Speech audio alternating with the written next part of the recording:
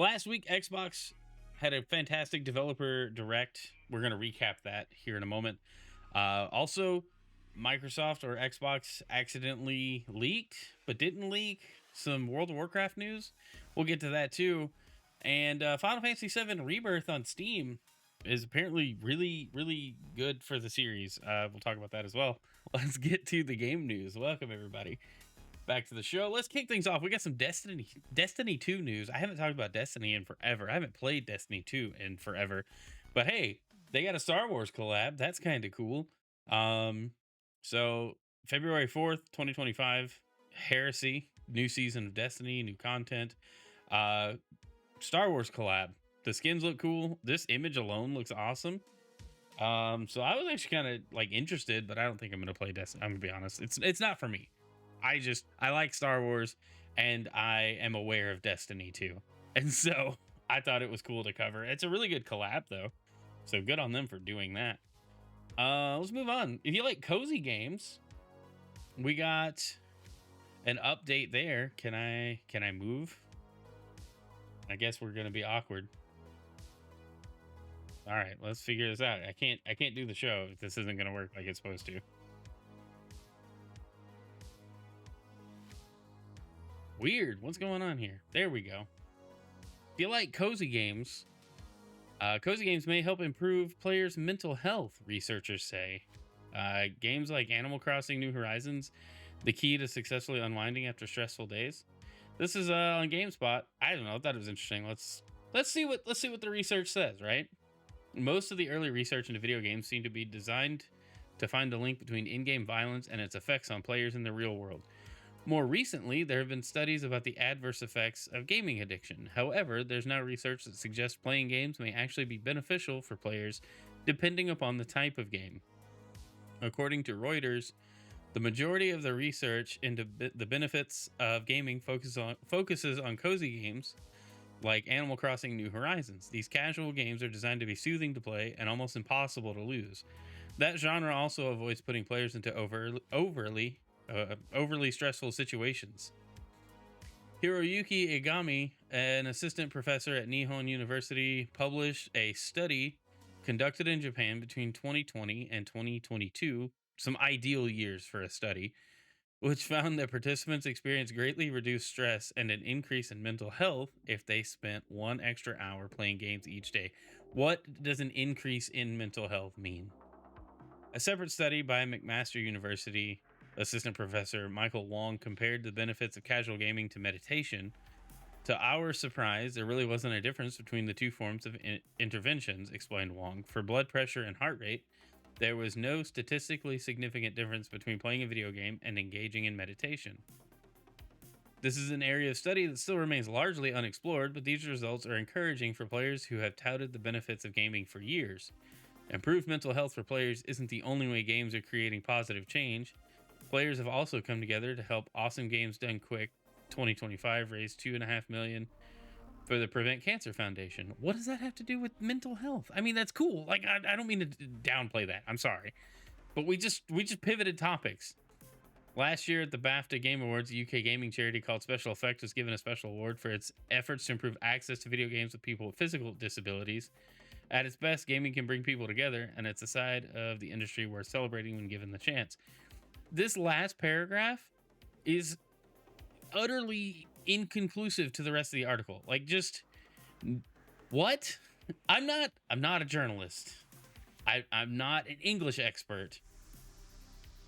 But we were talking about mental health and casual games. And this was the concluding paragraph. Hey, there's also good charity support in gaming. I'm sorry. It's a tangent. I'm sorry. Those are good things. I'm not downplaying the benefit of the things in the paragraph, but it had nothing to do with what we just read. But anyway, cozy games, mental health improvement. Awesome. Good to know. All right, let's move on to our next topic. Maybe. Here we go. I don't know if we talked about this last week, but I thought it was cool. Maybe bring it up again. Marvel Rivals devs are seemingly hiding fake characters in game files to catch leakers. This will be great if true, but also kind of sad depending on where you how you feel about leaks. I want leak culture to at least calm down a bit. I'm tired of leaks, just personally. But let's read the article. This is from Video Gamer, and it says you can trust Video Gamer. So hey, you know what? This article's right. I trust you, Video Gamer. Don't let me down. Prior to launch, Marvel Rivals game director Thaddeus Sasser explained that fans listening to leakers data mining the superhero game may be disappointed. Now that data miners are slicing through files to find any hint towards upcoming characters, it seems that the team behind the title are purposefully planting fake heroes to catch players out. Interesting. In recent weeks, leakers have claimed that everyone from Ultron to obscure X-Men character Pastepot Pete will be added to the game. However, it seems that the team behind Marvel Rivals are taking data miners for a ride. Let's see, planted by devs. Prominent Marvel Rivals data miner Keone? Don't know. Sorry if I mispronounced it. Explained in the Marvel Rivals leak Discord that NetEase is seemingly adding fake characters to the game to purposefully add doubt to data miners. While there could also be references characters that are simply scrapped during development, the leakers are confident that NetEase is stringing them along. It has come to our attention that the devs have set up fake characters to catch leakers. Keone told followers, not only the ones in code, but potentially inside sources too. Fair enough. Another leaker explained later on that the team behind the game's data mining efforts are only being cautious and not confirming or denying anyone's existence. However, the claims have torn a rift in the leaking community, with some believing NetEase is purposely adding fake characters and others believing they're all legitimate additions. These characters are in the code for anyone to see, leakers continued.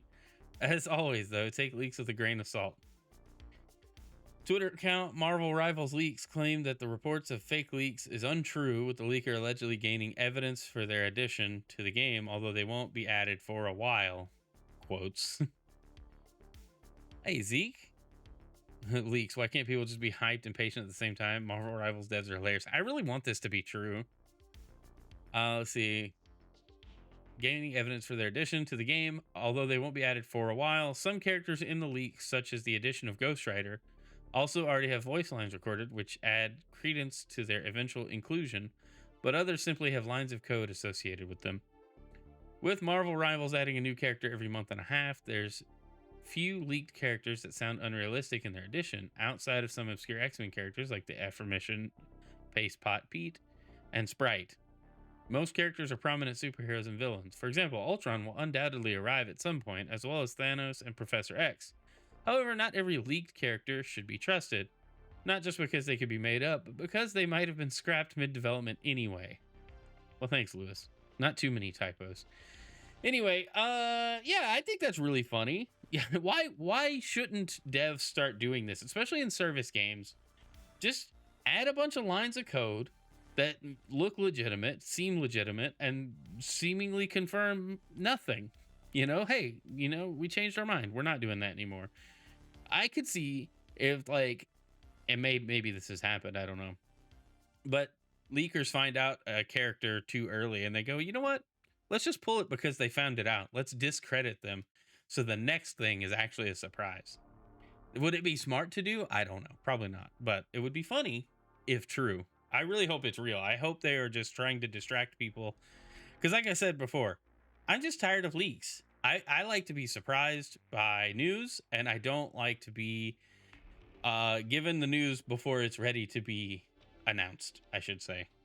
Yet here we are doing a news show that talks about rumors and leaks. Anyway, all right, let's move on to our next topic before we get too existential. Same with the Switch 2. No, dude, I agree. All right, Unknown 9, game that came out very recently. Unknown 9 franchise canceled as developer admits game didn't come near expectations. Series didn't warrant any further exploration. Studio suffers further job losses as future project canned.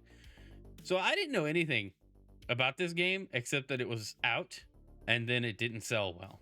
But the studio behind bold Assassin's Creed meets Tomb Raider transmedia attempt Unknown 9 has signaled an end to the franchise. You can't have a franchise with one game. I'm sorry. You had one game.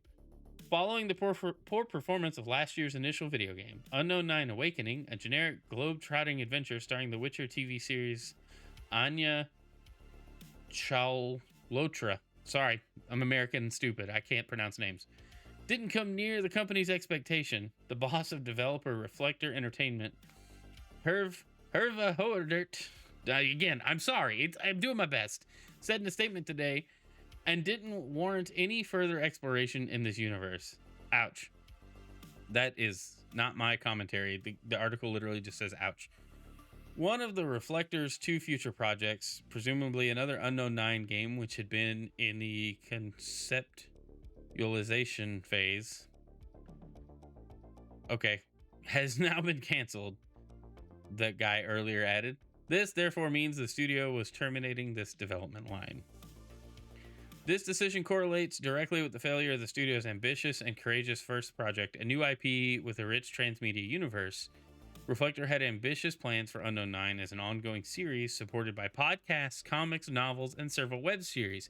You can't do this with brand new IPs. You cannot expect people to just eat up every little thing and you have one game under your belt.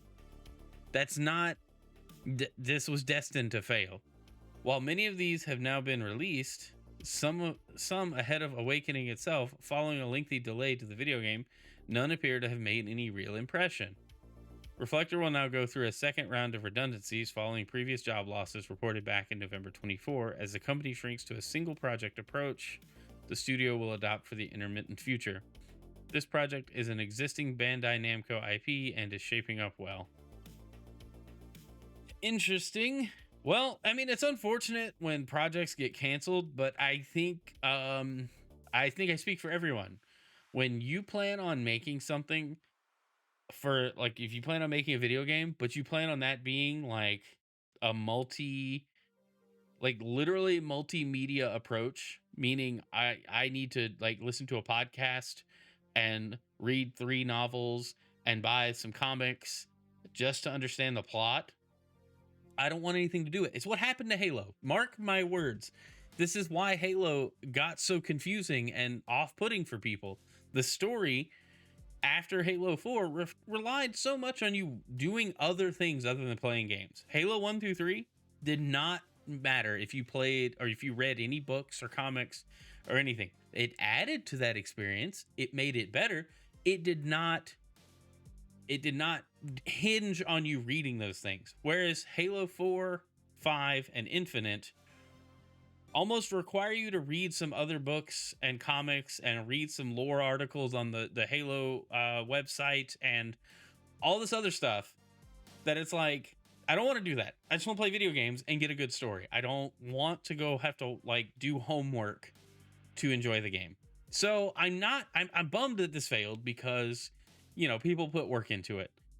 But you can't expect people to latch onto something that they know nothing about. I knew nothing about this series. I remember seeing a trailer and going, that looks neat. That's all I got. I didn't know there were podcasts and books and other things to go do, and I wouldn't have engaged with that. I don't know what this is, you know? Anyway, I'm being too harsh, but it sucks. But yeah, you can't take big risks like that without having an established franchise. Get 2 games under your belt. Then you can start publishing other media that ties in to your universe and lore and all of that. People think Marvel Rivals dev's first game was Rivals. No, they're mobile game dev before. Yeah, NetEase has been around a while. But yeah, that's wild. Okay, anyway, let's move on before I get too soapboxy. This is going to be an interesting episode. That's all I got to say. Let's see. Xbox boss says brand's identity is evolving in response to fan concerns over multi-platform future. He's quoted, "I believe it's an identity that this industry needs." Well, Xbox has been questioned a lot lately. This is on Eurogamer. Thanks, Vicky Blake, for writing this article. Xbox boss Phil Spencer said its brand identity is evolving. Now keeping first-party games exclusive to its own platform is no longer a path for Xbox. Well, yeah, because shareholders demand some revenue after you bought Activision, and keeping Halo on Xbox ain't gonna cut it. I mean, that's where we are. When asked by independent games journalist Dustin Lighieri if, like Indiana Jones and the Great Circle, Starfield would continue to have an exclusivity window on Xbox systems, Spencer replied with a strikingly simple no. Well, yeah, they would want Starfield on other stuff to get other people to play it. I mean, there's more people that would try Starfield on PlayStation. It shouldn't surprise anyone at this point. There's no reason for me to put a ring fence around any game and say this game will not go to a place where it would find players, where it would have business success for us, Spencer explained.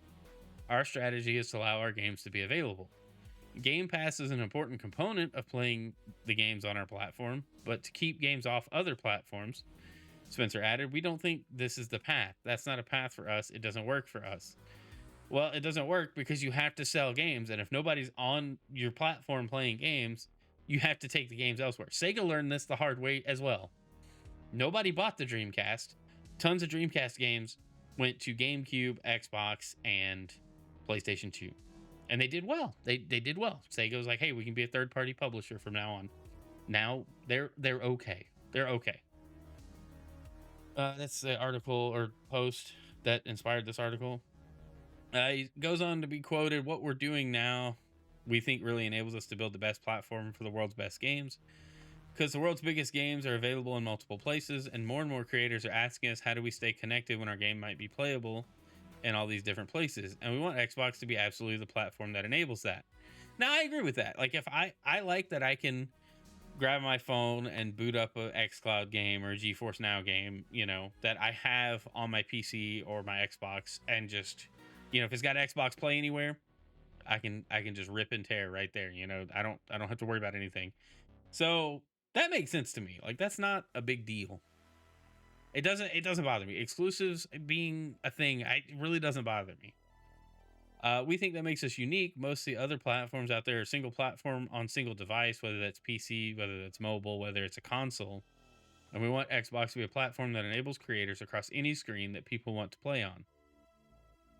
When pressed on whether Xbox's change in strategy means it may lose its identity, Spencer was firm about that too. I hear them. I'm pretty active in our player base, and I'm active in the community. I listen. I think our identity will continue to evolve, which frankly it always has. But when I hear concerns about, is my library of games safe? Am I still going to be able to play the games? And I think over the years, I'm proud of the commitment we've shown to respecting purchases on our platform through back compat, through cross entitlement, Xbox Play Anywhere, through crossplay. These things that we've done to enable people to continue to play. So I hear that. Interesting. I see the investments we're making in platform and how we want Xbox to show up in multiple places and your library to be available there. When I think about buy to stream, so if I buy a game, I'll be able to stream it to devices. This is all about making sure your library of games that you own on Xbox are playable in multiple places. So I'd say it's in evolution of our identity, but I believe it's an identity that this industry needs.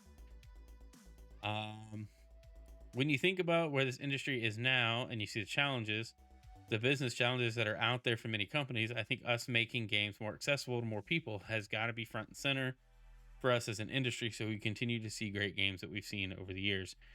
Okay, so that's a lot of words just to say, hey, we're going to continue multi-platform because it's good for us. It's good for you. You can get your games everywhere. It's not a big deal. Stop freaking out. You know, we're multi-platform now, but because we're Microsoft, we can afford to make hardware. Nintendo exclusives are the heart of Nintendo. They can't change it all. Actually, they could, but they don't need to. See, their hardware actually sells. Same with Sony. The only reason they're releasing games on PC is because they're selling really well on PC. But there's so many PlayStations out there. There's so many people that bought PS5s. It's outpacing the PS4. They don't actually need to do multi-platform unless, like with MLB the Show, which we'll talk about that later. But MLB the Show, like the Major League Baseball Association was like, hey, you have to make this available everywhere because we want the most people playing this possible, and people aren't buying PlayStations just for MLB. You know, Switch 2 is gonna sell so fast, and buying one, dude, I'm getting one early too. I want a Switch 2 early. But yeah, Nintendo is probably like the exception to the rule, because like they don't have to, because people will buy the Nintendo hardware to play Nintendo games. Nintendo is very Disney-like in that aspect, just when it comes to their IP, right? They are very protective of it. They want to control how you interact with it. That's why they don't like emulators. That's why they haven't embraced PC games at all, because they want to completely control the experience from where they make it to where you experience it, you know? And that's why like cloud and stuff isn't probably a big approach for them at all either. They just want you buying a Switch 2 and playing Mario that way, playing Pokemon that way. That's it. You know, do it the way they want you to do it and they'll be happy. Which it's a fair approach. It's how it's been. But like Sony even doing PC games, I mean, they're seeing tons of success from that. There's no reason for them to stop doing that when it just means more money. But Nintendo has a lot more in the bank than Sony does, you know? So it makes sense though. Playing Mario is not the same as anything other than a Nintendo device. I don't know, man. If Mario showed up on like Steam, I think Nintendo would be surprised at the sales. I really do. I think people would buy it just out of curiosity. Like, well, what does this mean? You know? But anyway, it wouldn't happen. It would never happen. But Xbox, as you know it, is just going to be everywhere. It's third party with a first party hardware offering, and that's fine. We'll see what happens to the hardware. I really think sales are going to continue to decline for the time being. And it's going to be weird, but the sales of Xbox hardware are going to stay low. As long as I can access my library from somewhere, I don't know that I'll buy the next Xbox. Anyway, let's move on. All right, let's talk about Final Fantasy VII Rebirth, because it came out on Steam and everybody's playing it except me, because I've never beat Final Fantasy VII, the base game, and I would like to play all of it. And I don't know that I'll even be able to do that. All right, Final Fantasy VII Rebirth breaks franchise's single player record on Steam. Final Fantasy VII Rebirth, this is on Insider Gaming, from Sam Sepiol. Final Fantasy VII Rebirth now has the highest all-time player peak on Steam compared to all single-player games from the series. Spotted by Eurogamer, Final Fantasy VII Rebirth has amassed over 40,000 players on Steam, according to SteamDB.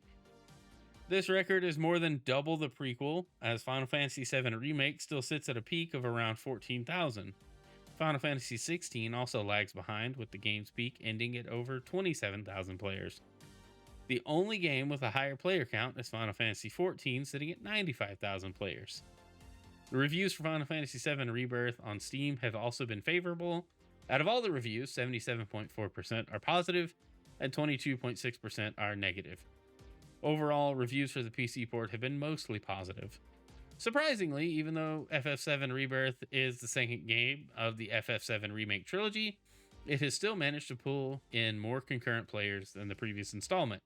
The sequel follows the journey of Cloud, Tifa, and the gang as they start exploring the planet on Chocobos after escaping from Midgar. They are chasing the fallen hero, Sephiroth. However, he will not make the journey easy for them. Yeah, I have no idea what's going on. In other news, developers have already finished writing the story for FF7 Remake Part 3. Additionally, Part 3 will not be exclusive to PlayStation 6. Good lord, is that how long it's going to take? What are your thoughts on FF7 Rebirth breaking the franchise's single-player record on Steam? Let us know in the comments below on our community forum. Okay, anyway, super cool to see, because Rebirth's launch on PlayStation was not great. I need to play FF7 Remake. I need to play regular FF7 at some point and finish it. I know the story, but I don't know all the details. And yeah, so seeing Rebirth do really well on Steam gives me hope that an Xbox release is likely. I don't need it to release on Xbox, but I would like it to, just to be available everywhere. Rumor has it that Remake will launch on Xbox and Switch too. I think that's hopeful thinking, but you know, it wouldn't surprise me at this point. Square has gone full multi-plat on everything, and so that makes sense. All right, so now that we've seen FF7 do really well and all that, we're all happy about that. Maybe we can get some Kingdom Hearts news pretty soon, right? Am I right? Anyway, let's move on before I disappoint myself. Let's talk about the Developer Direct. This is the recap article from Xbox Wire. I wasn't able to do a live react to it, but I did watch it. And I gotta say, overall, great showing. Every game looked interesting. I was actually really excited. The mystery game turned out to be Ninja Gaiden 4 and Ninja Gaiden 2 Black. GamePass shadow dropped right after the event. or during the event, even. I think it was super cool. So, the recap, everything they announced. We got a deep look at Doom: The Dark Ages, which looks actually pretty fun. I'm not gonna lie. I know I do like family friendly streams and such, and it's nothing I could ever play on stream. But this game looked awesome. I was actually very interested in playing it. The weapons looked fun, and the whole concept looked really cool. South of Midnight, launching April 8th. This game looks interesting. It's different. I like the southern kind of New Orleans voodoo vibe going. It's interesting. You know, having grown up in the South, it's nice to see some kind of acknowledgement of like the urban myths and things that go on down here. Switch can handle FF7 remake. Maybe we can get Kingdom Hearts not on cloud. Dude, we should already have Kingdom Hearts not on cloud version on Switch. Doom Guy is canonical to be Catholic Christian. I love it. That's amazing. All right. So South of Midnight looked cool. Claire Obscure Expedition 33. This game, I had no idea what was going on. I was telling my wife about this a little while ago. But I like this game. This looked cool. Like the art style, the battle system. It's a turn-based RPG, but with like quick time events. It just seemed really interesting. Story seems cool. The trailer there was awesome. There's so much that, like, go check this one out. This is definitely worth doing. And then the surprise announcement, which they launched the show with. They didn't wait till the end to go, oh yeah, by the way, the surprise. No, they opened it up with Ninja Gaiden 4's trailer and deep dive into development. It looks awesome, as you would expect from Team Ninja. And they're working with Platinum Games, so that's even more awesome. And Xbox Game Studios Publishing is publishing this game, so that's also really good for Xbox Game Studios to have picked up such a legendary franchise. The game looks cool. I like Ninja Gaiden. I'm bad at it. I don't think I've finished a single one of them, but every time I see gameplay or like story, like cutscenes and stuff, like this game looks so cool. So this one looks awesome too. But yeah, and then they did a little bonus, Ninja Gaiden 2 Black, which is a remake in Unreal Engine of Ninja Gaiden 2.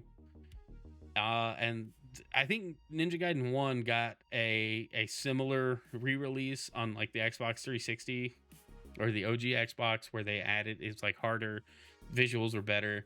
And this feels like a modern take on that. Like it's Unreal Engine. It looks really pretty. It's a remake, so you already know everything in the story if you played it before.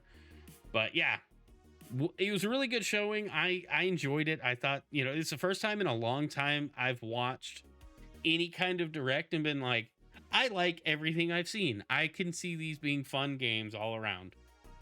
Now, if they actually are, it remains to be seen, because the only one we can actually play is Ninja Gaiden 2 Black, which is a remake, and we already know it's a good game. So the rest of this looks good, but we'll see how it does when it launches. At least we got release dates for most everything. Ninja Gaiden 4 is later this year, but everything else is first half of the year. We've got April 8th and 24th, and then May 15th for these games. So it's pretty exciting. I thought it was a good showing. Excited for what Xbox has for the rest of the year. You know, who knows what they're going to show. We'll get maybe some more Gears E-Day footage this summer. Summer Games Fest, anyone? But anyway, all right, let's move on. All right, MLB The Show 25. I told you we'd talk about this again. Skipping Game Pass for the first time since coming to Xbox. After 4 years of coming to Xbox Game Pass, it seems the deal with MLB and PlayStation has come to an end. Xbox players will now need to pay separately. So that's weird, right? This is from Michael Hogland, Windows Central Gaming. MLB The Show is a premier baseball game in modern gaming. Gone are the days of other titles such as Triple Play, MLB 2K, and MVP Baseball. MLB The Show now stands alone as the leading franchise for the MLB experience. Published by Sony, MLB The Show 25 will skip Game Pass for the first time since coming to Xbox. So it was a really big deal when the first The Show released, and then it was like, oh yeah, it's also coming to Xbox and Game Pass. Like, we knew it was coming to Xbox because MLB was like, hey, you gotta do the multi-platform thing. We want more people to play the game. More people means more money. So release it on Switch and Xbox or else. Sony didn't want to lose the MLB license. So yeah, they did that. Then they put it on Game Pass, and Game Pass subscribers rejoiced. I even downloaded it. My wife and I played it for a little while. But Sony announced earlier this morning that MLB The Show 25 will not be coming to subscription services in 2025. We're thrilled to announce MLB The Show 25 will launch on March 18th on PS5, Xbox Series X, S, and Nintendo Switch. The game will not be on platform subscription services in 2025. Early access begins on March 14th for anyone who purchases the digital deluxe edition. The choice not to come to Game Pass may surprise some as MLB The Show has continually pushed player counts to all-time highs due to being part of the service. In 2023, the game had over 6 times the number of players on Xbox than it did on PS5. It also finished as the 14th most sold game in 2023, which was actually bad news. See, MLB The Show was the first MLB game since 2019 to land outside the top 10 in sales. While finishing 10th overall on PlayStation, it's possible Sony is looking to boost the purchase numbers a fair amount by excluding it from Game Pass.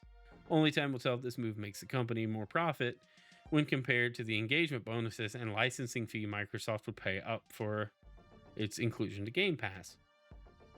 This is kind of a bummer that, they're like, hey, we're gonna skip Game Pass this time around to bolster sales. But with the way it works, if it doesn't sell better than it did last year, they're gonna reconsider, do we make another one?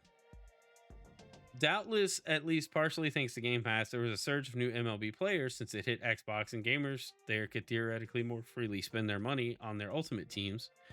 Gamers could also buy player packs or players directly. The game being free as part of Game Pass, free in quotes, might have theoretically boosted overall spending. What we don't know is how it affects game sales and whether the cannibalization potential might have affected overall profitability. And then the author adds, as an Xbox and PlayStation gamer, I was always more willing to play MLB The Show on Game Pass. However, I stopped purchasing the game altogether.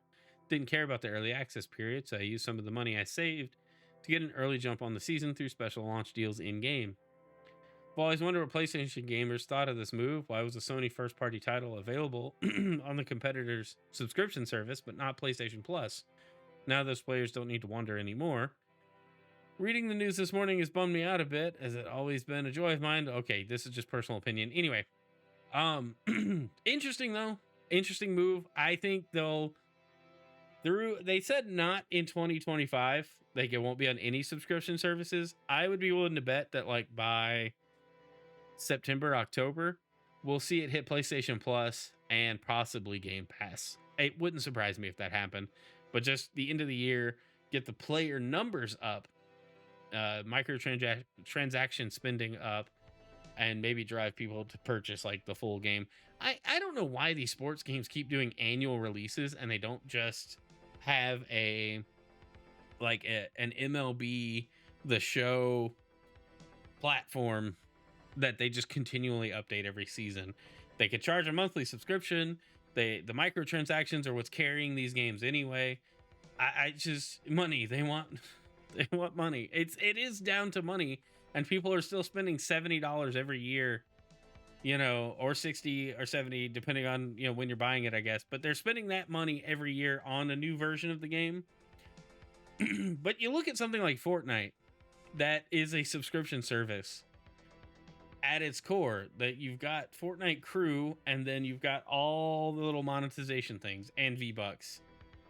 And it's free to play because they make so much money on monetization. I wonder who's going to be the first to try the Fortnite approach, where the game is just the platform and it gets updated every so many months with new stuff. And every year you get an updated roster and you get new players and everything else and new features, when the game moves to a new engine or something.